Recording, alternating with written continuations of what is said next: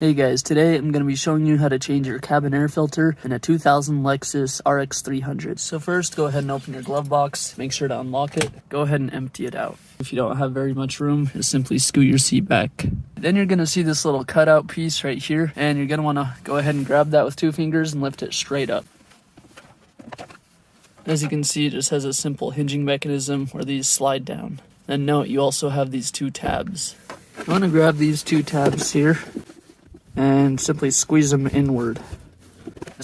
And taking a look at this piece, as you can see, it has 4 tabs. And reach your finger in right here, like that, and slide this tray out.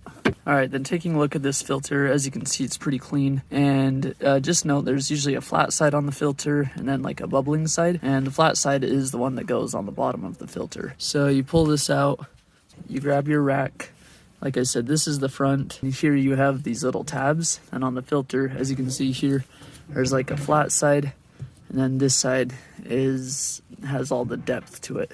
So you take this piece, and the flat side goes down, and it'll only go one way. So as you can see, it doesn't fit that way. Rotate it 90 degrees. Let's try it. Simply just push it down. And here on the edges, there's little things to wedge it into. Alright, then to reinstall, you simply take this and you just slide it in.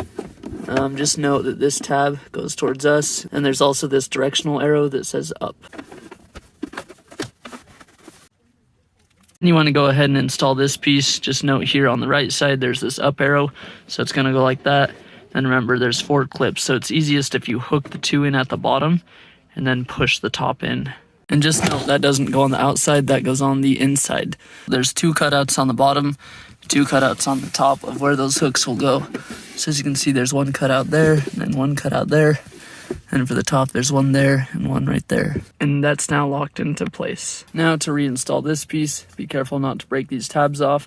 Basically, you're going to slide it in, but then these tabs go behind the glove box. And these ones also go behind.